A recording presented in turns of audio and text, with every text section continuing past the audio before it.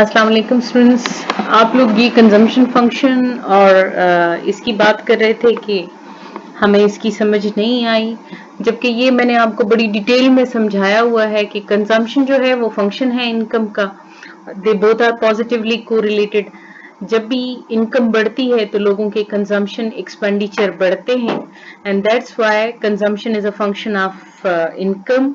मैंने आपको ये फंक्शंस भी करवाए थे बड़ी डिटेल में कि अगर कोई न्यूमेरिकल फंक्शन है जैसे c is equal to 40 plus 0.6y, तो 0.6y का मतलब ये है कि अगर इनकम में जितनी भी चेंज आएगी उसका 60% जो है वो कंज्यूम हो जाएगा। यानी अगर 100 रुपए ज्यादा हुए हैं तो उसमें से 60 रुपए जो हैं वो कंज्यूम होंगे। और ये जो 40 है ये ऑटोनोमस कंजम्पशन है और ये 0.6 जो है ये एमटी से है, मार्जिनल प्रोपेंसिटी टू कंज्यूम। और मार्जिनल प्रोपेंसिटी टू कंज्यूम जो है वो रेट ऑफ चेंज है कि इनकम में कितनी चेंज आएगी तो कंजम्पशन ज्यादा होगी। ठीक है। फिर सेविंग का था कि जो मैंने आपको सेविंग का करवाया था कि सेविंग जो है वो एक पार्ट है इनकम का, जो कंजम्पशन एक्सपेंडिचर से रह जाता है वो हम सेव करते हैं। इसका भी पॉजिटिव कोरिलेशन है इनकम से और इसका function minus S A plus S Y है। एंड वो इसलिए कि जब आपकी इनकम जीरो होती है even then you are consuming something और उस कंजम्पशन के लिए आपको कर्जे लेने पड़ते हैं। तो वो जो कर्जे होते हैं वो नेगेटिव सेविंग होती है। जिस तरह आपने पीछे देखा ऑटोनोमस कंजम्पशन थी, यानी अगर आपकी इनकम जीरो होगी तब भी आप कुछ ना कुछ कंज्यूम करेंगे, जैसे 40 है। ये आगे मैंने शेड्यूल बनाया है, अगर आप इसको देखें ये दोनों फंक्शंस मैंने लिख दिए हैं। आपको मैंने ये भी समझाया था कि कंजम्पशन के फंक्शन को हम y में से माइनस करके सेविंग का फंक्शन बना सकते हैं। अब यहाँ देखें ये जो c का फंक्शन है 40 प्लस 0.6y है और y यानी इनकम हम पुट कर रहे हैं। अगर इनकम जीरो होगी तो कंजम्पशन कितनी होगी, इनकम 100 होगी तो कंजम्पशन कितनी होगी, और इनकम जो है वो 200 है तो कितनी है। ये सारी चीजें यहाँ लिखी हुई हैं। कैलकुलेशन है, सिंपली y की जगह y की वैल्यू पुट की गई है। इसी तरह अगर आप सेविंग के फंक्शन को देखें तो उसमें भी पुटिंग की गई है और उसका फिर नीचे ग्राफ बनाया गया है। ठीक है। यानी वही जो कैलकुलेशन है, जो कैलकुलेटेड फंक्शनल इक्वेशन है हमारे पास, उसमें हमने इनकम खुद से एज्यूम की है कि इनकम जीरो होगी तो क्या होगा, 100 होगी तो क्या होगा, 200 होगी तो क्या होगा। तो आप देखें जहां कंजम्पशन 160 है तो सेविंग 40 है। जब आप इन दोनों को प्लस करेंगे तो क्या बनेगा, 200।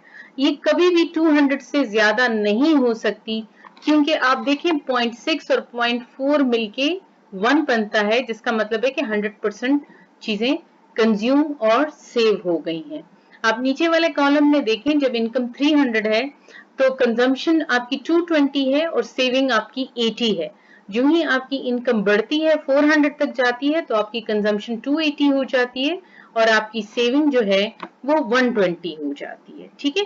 तो आपकी कंजम्पशन जो है, कंजम्पशन का फंक्शन कभी भी जीरो एक्सेस से, ऑरिजिन से शुरू नहीं होता। यानी आप देखें ये कंजम्पशन का फंक्शन बिल्कुल नीचे से शुरू नहीं हुआ बल्कि कुछ ऊपर से शुरू हुआ। ये वही 40 को पॉइंट आउट कर रहा है जो ऊपर लिखा हुआ है।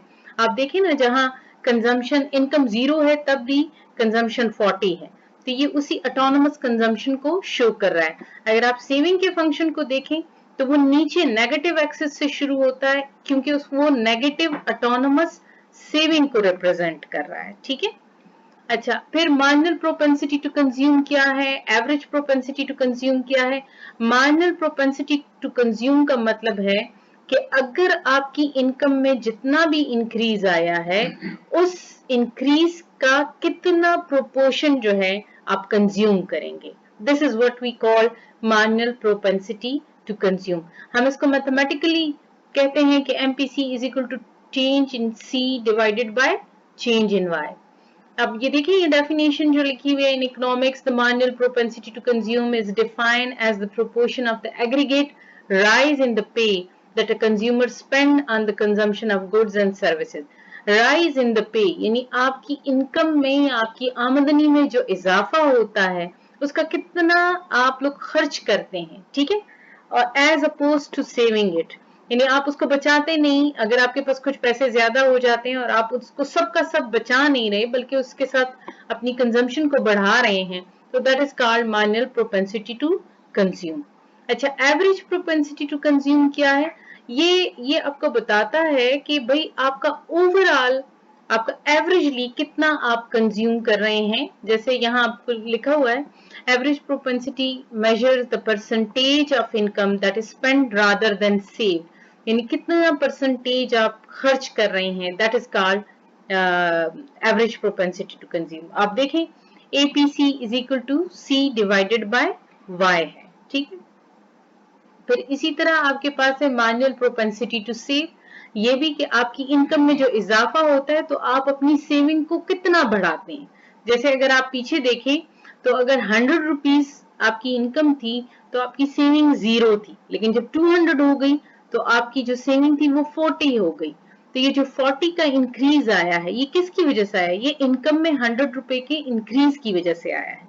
ये जो रेट ऑफ चेंज है दोनों में, that is called marginal propensity to save. जब हम MPC और MPS को प्लस करते हैं तो that will be equal to 1, क्योंकि जिस तरह मैंने आपको बताया कि 0.6 अगर MPC है तो 0.4 MPS है।